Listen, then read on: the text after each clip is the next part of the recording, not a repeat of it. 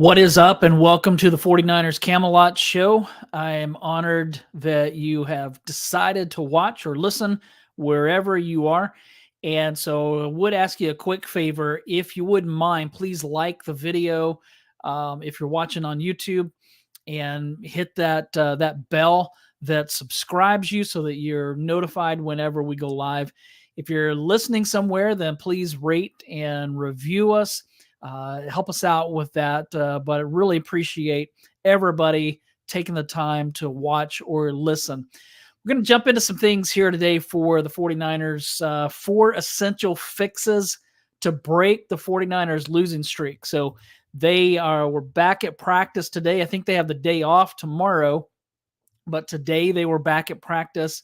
Of course, they travel to Jacksonville over the weekend to play the Jags on Sunday. They have that early game on the East Coast, and so those games don't really benefit the visiting team, especially when that visiting team is on the West Coast and they have to travel that far and play earlier than what they're used to. So that doesn't benefit the 49ers, and they're going to be playing a really tough team. I mean, that Jacksonville team, they're good. Their defense is really good. They have a good young quarterback. They're able to do a lot of things. Now, we're going to be rooting against them not only on Sunday, but all the rest of the time. I root against them just because Trent Baalke's there. But I think this is going to be a tough one for the 49ers. Could they end up losing 4 in a row? It's very possible. Now, I think the 49ers are going to come out and play like they should play, and I think that we'll see a different outcome. But before we jump into that, let's look at some news today. Looks like the 49ers opened up the practice window for Samuel Womack, Darrell Luter Jr., and Robert Beal Jr. So the juniors and Samuel Womack, he's Samuel Womack III. So the juniors and the third guy getting in. Samuel Womack, second-year guy, second-year corner. So it's going to be interesting to see what kind of, if he's able to see the field if he's able to become active. Luter Jr., he's a rookie corner, has not practiced with the 49ers. And so with him being on the field today, this was probably his first practice since before July, I think, because I think that he was injured before the 49ers even started training camp. So I don't know that he practiced at all. Robert Beal Jr. Also really did not practice a whole lot. I'm sorry, back in training camp. So big opportunity for these guys to show what they can do, to show that they're healthy and that they're ready to go. I've seen some people out there saying, all right, so Robert Beal Jr., he's going to be playing.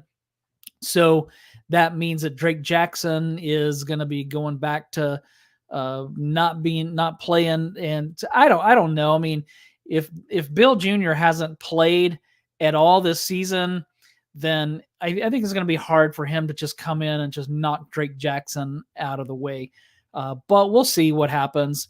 We'll see if he really makes much of an impact. I still kind of think that Robert Beal Jr. is going to end up redshirting this year, so to speak. I just think that it's going to be hard for him to crack any kind of playing time, and maybe even the same thing for Darrell Luter Jr. So it's going to be tough for those guys, but at least they're practicing now, and it's going to be fun to see what happens. So let's jump into this. 4 essential fixes to break the 49ers losing streak. These are 4 things that I think that they need to do. When you lose 3 straight, it's really important that you come back. Especially in this case, they're coming off of a bye. They need to come out just storming the field and just ready to wreak havoc and show everybody that they're back and start winning some games. It's time to end that 3-game losing streak and start a new winning streak. And I think that they can do it, especially if they do these 4 things. And these 4 things are really based on the bread and butter of the 49ers, how they're built, how they're structured. So let's take a look at it. The first thing that they need to do is tighten the run defense. So the 49ers have been really good against the run for the last handful of years. And they started out the season really looking good against the run. And then all of a sudden, the Cleveland Browns come along, and uncharacteristically, the 49ers can't stop the run. Some guy named Jerome Ford averaged 4.9 yards per carry. Kareem Hunt had 3.9 yards per carry, scored a touchdown. The Browns ran for 160 yards, and they did it on 4.7 yards per carry. So the 49ers just could not stop the run against the Browns. Now, Minnesota didn't exactly run all over the 49ers. They only had 74 total yards on the ground. But Alexander Mattison had 4.9 yards per carry. Now, he only had 8 carries, if I remember right. And so for some strange reason, Minnesota went away from him. Now, I think the strange reason it was that Kirk Cousins all of a sudden started hitting every possible open receiver that you can hit. And so I think that the Vikings just decided, hey, let's pass the heck out of this game instead of run it. But it's kind of what the Vikings have been doing all season. They start out running the ball, and then they get away from it. And this was no different. So then the Cincinnati Bengals come along, and the 49ers couldn't stop the run or the pass in that game. So Joe Mixon had 87 yards rushing, only 16 carries. So that's 5.4 yards per carry. Joe Burrow had 43 of his own. Like every time he would take off, he averaged 7.2 yards per carry. And so they finished with 134 yards on the ground. And I mean, as you know, the damage that they mainly did was through the air, but they were able to do a lot of that because the 49ers couldn't stop the run. And so when you compare the 3 losses to the 5 wins, you'll see that the 49ers stopped the run much better in those losses. For example, the New York Giants only gained 29 yards on the ground. The Pittsburgh Steelers had 41 yards rushing, and the Cowboys had 57 yards rushing. So the 49ers, in their wins, stopped the run pretty well. I mean, the Cardinals ran the ball okay against the 49ers. They had like 106 yards on the ground or something like that. The Cardinals are built to run the ball. They're good at running the ball, and the 49ers had a little bit of trouble with them, but for the most part did fine. But that's to me the first thing defensively. Everybody's talking about the pass rush, and I'm going to get to that in a minute.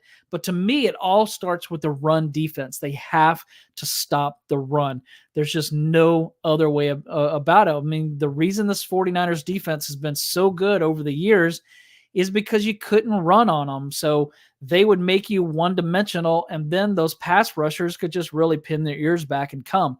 But when you can't stop the run, you can't make the offense one-dimensional. And so that's the problem that they've had, and they really need to start stopping that run. So number 2 is get home with the pass rush. So this has been the thing that's gotten a lot of attention.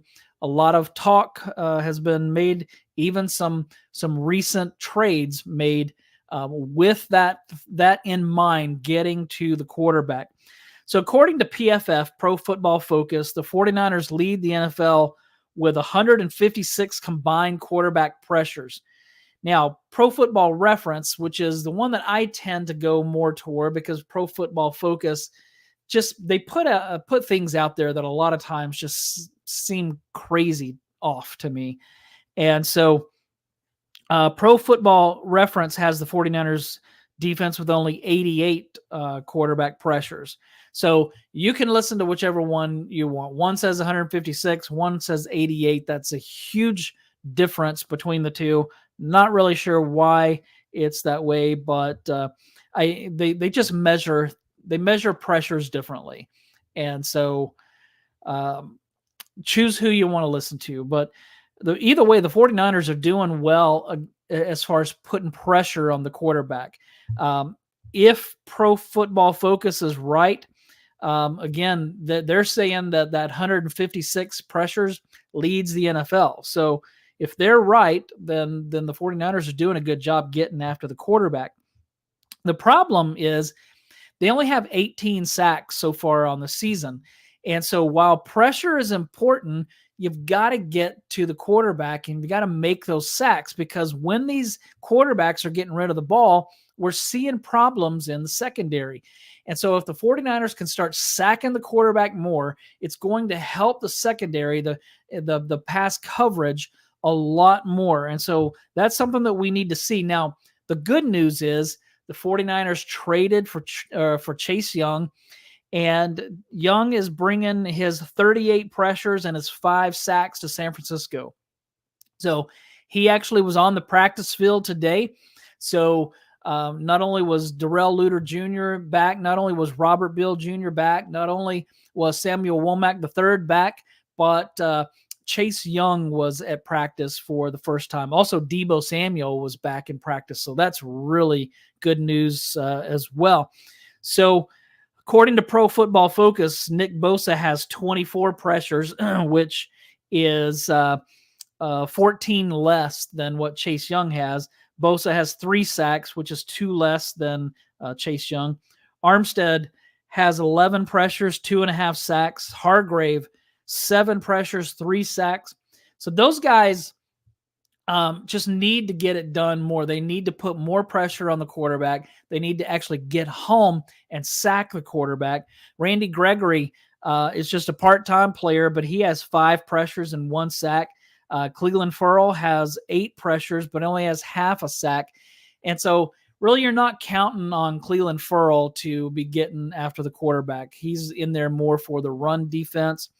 Randy Gregory, like I said, he's just a rotational piece. So it's these guys like Armstead and Javon Hargrave and Nick Bosa.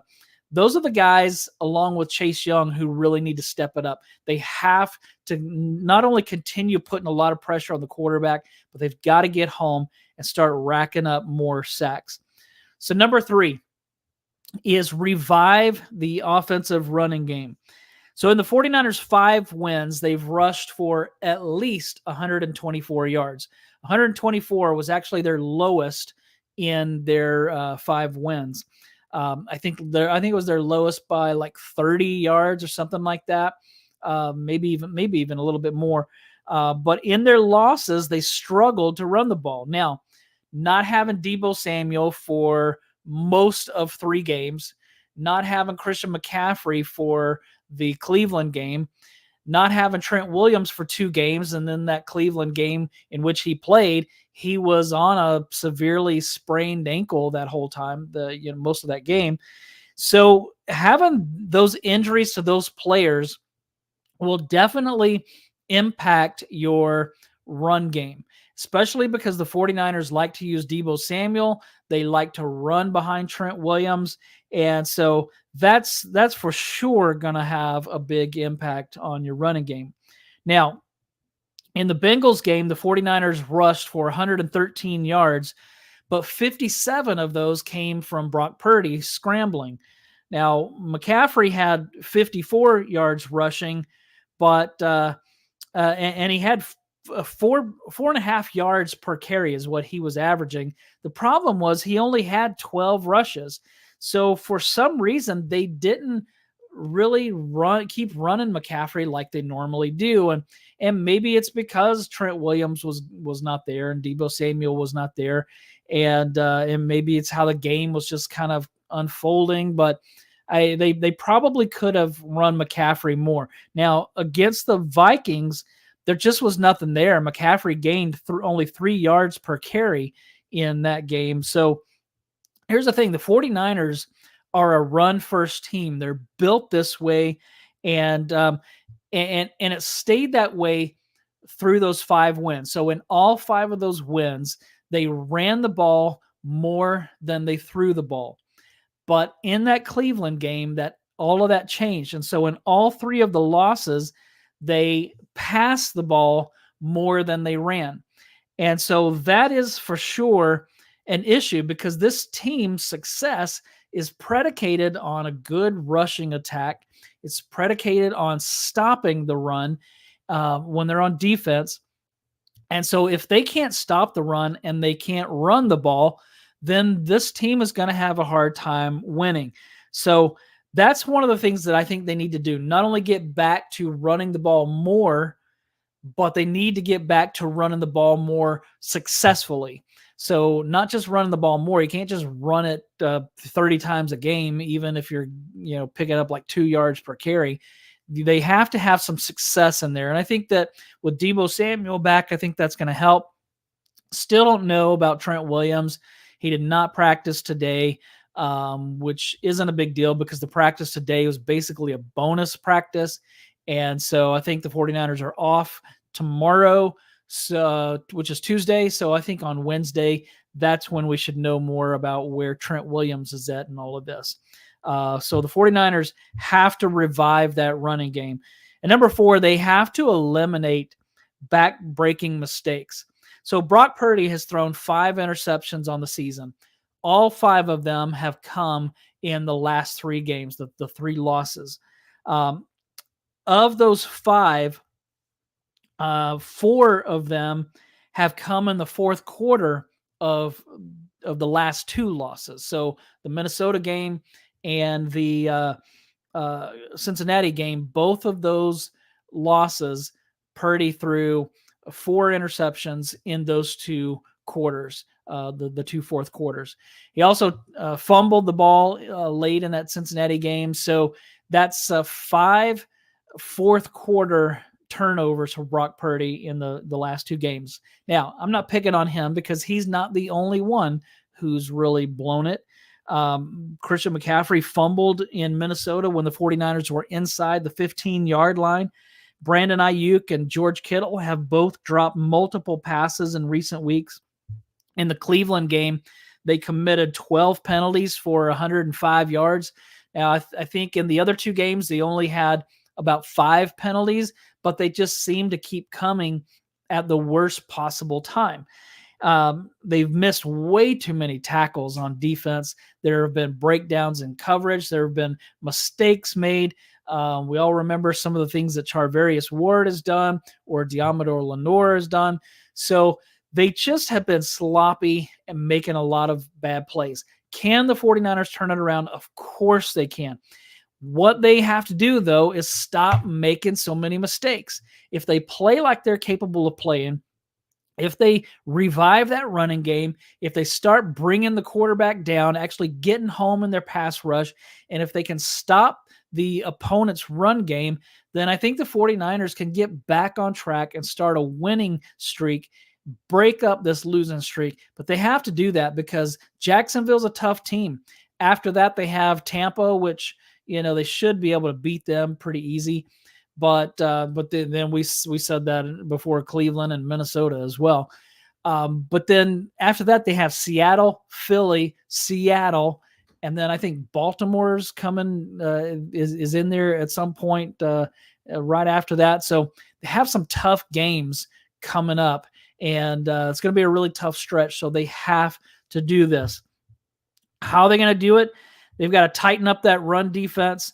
They've got to get home with the pass rush. They've got to revive that offensive run game, and they've got to eliminate back-breaking mistakes. If they do that, then I'm confident they can turn this thing around. Maybe even still get home field advantage. It's going to be tough because they're 2 games behind Philly right now. But for sure, they can at least get that number 2 seed if they just turn things around and start winning. But that's all that I have for today. Hope to be back next week, or not next week, later in the week to preview the 49ers Jags game. And so I will probably also be back at some point later this week to do a mailbag for 49ers Web Zone. So I'm working on that right now and hope to have that finished later in the week can come in here. That's always a lot of fun to do. So all right, everybody, be good out there, and I'll see you later this